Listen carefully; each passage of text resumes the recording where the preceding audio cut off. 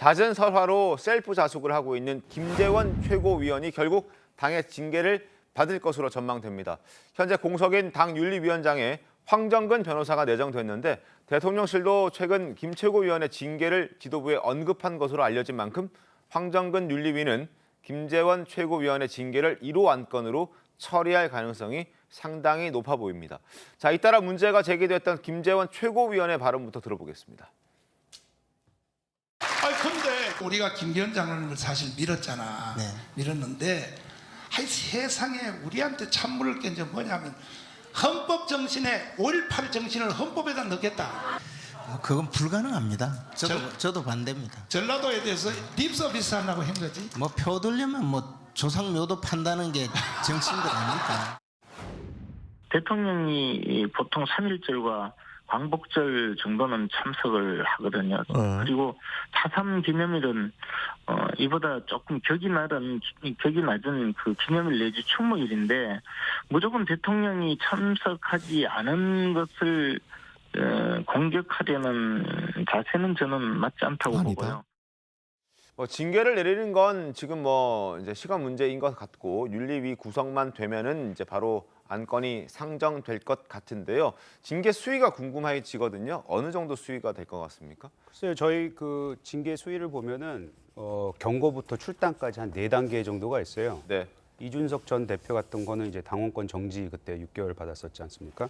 그래서 여러 가지 단계가 있는데 이번에 김재원 최고에 대한 징계 수준은 높을 거라고 생각을 합니다. 높을 거다. 당원권 정지. 당원권 정지 내지는 아마 출당도 치열하게 논의가 되지 않을까라는 생각을 해봅니다. 이게 뭐 출당을 한다 안 한다 그걸 정해놓고 하지는 않겠지만 네. 그 수준까지도 아마 논의가 될 거로 지금 예상이 되고요.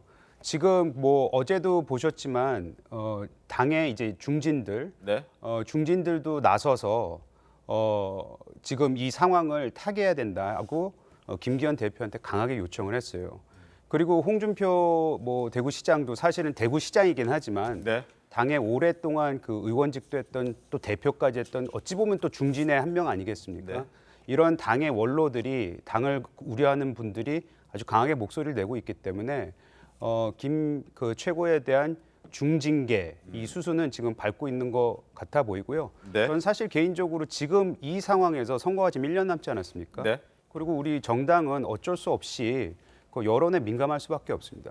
근데 모든 여론, 특히 우리 지역을 그러니까 우리 당을 지지하는 지역에서조차도 지금 이 상황이 일어난 이후부터는 저희에 대한 여론이 좋지가 않습니다. 그 뜻은 뭐냐? 우리 국민들, 시민들, 당원들이 네. 말 그대로 중징계를 해라라고 요구를 하고 있는 것이기 때문에 그 수순을 밟을 것 같습니다. 알겠습니다. 김재원 최고위원의 발언이 부적절한 것도 맞죠. 그 부분에 대해서는 누가 이견을 달 거라고 생각하진 않습니다만 당 지지율을 회복하기 위해서 그걸 좀 끌어올리기 위해서 김 최고위원을 징계한다. 그렇다고 해서 당 지지율이 곧바로 회복될지는 좀 미지수지 않습니까? 어떻습니까? 그렇죠. 그리고 선후 관계가 잘못된 거죠. 예를 들면 지지율이 떨어지니까 누구를 징계를 하겠다가 아니라 해야 될 일을 하지 않았기 때문에 지지율이 떨어지고 있다라는 그런 인식이 필요하다고 생각을 합니다. 네. 그렇게 눈 가리고 아웅식으로 하면은 국민들이 다 보고 계신데 그거를 받아들여 주겠습니까? 근데 제가 당의 분위기를 좀 보니까 네. 김재원 최고가 고립무원이시더라고요. 그러니까 김재원 최고에 대해서 감싸는 분이 거의 없어요. 감싸는 분이 거의 없고 그중에 이제 좀 얘기를 들어보면 아니 당 최고위원이 됐는데 6번의 최고위가 열렸는데 그중에 3번밖에 참석을 안 하고 네. 그러면서 미국에 가서 저런 발언을 하고 이런 것들이 말이 맞아? 이렇게 되는 거야? 용납될 수 있는 거야? 그런 부분들에 대한 거. 그리고 이게 굉장히 시끄러워졌을 때 한 달 동안 자숙하면서 안 나오겠다라고 네, 얘기를 하셨잖아요. 근데 그것에 대해서도 별로 여론이 안 좋더라고요. 그렇더라고요. 예. 아니 당 최고위원이 스스로 최고회의에 나오지 않으면 도대체 최고위원이 무슨 의미가 있는 거야? 당당하게 나와서 이거 이렇게 잘못했습니다라고 사과를 하고 맞을 매를 맞고 대응을 생각을 해야지 그냥 빠져나가 버리고 모른 척하고 꿩도 아니고 머리를 갖다가 숲에다 쳐박고 있으면 상황이 달라지나 이런 식의 반응들이 많으시더라고요. 그래서 김 최고위원이 그동안 굉장히 영민한 분인데 네네. 어떤 몇 차례 잇따라 계속됐던 그런 발언의 어떤 부적절한 발언들 그리고 그 이후에 그걸 대응하는 과정에 있어서도 제대로 하지 못한 그런 것들이 굉장히 눈덩이처럼 불어나면서 그게 이제 당에도 굉장히 큰 타격을 입힌 것 같아요. 그래서 아까 뭐 이재영 전 의원이 말씀하신 대로 네. 이게 윤리위가 열리면 상당히 어떤 심각한 논의들이 오가지 않을까 이런 생각이 듭니다. 알겠습니다. 자, 어제 김기현 당대표 중진들을 만나서 또 회의를 했습니다. 어떤 얘기 나왔는지 들어보겠습니다.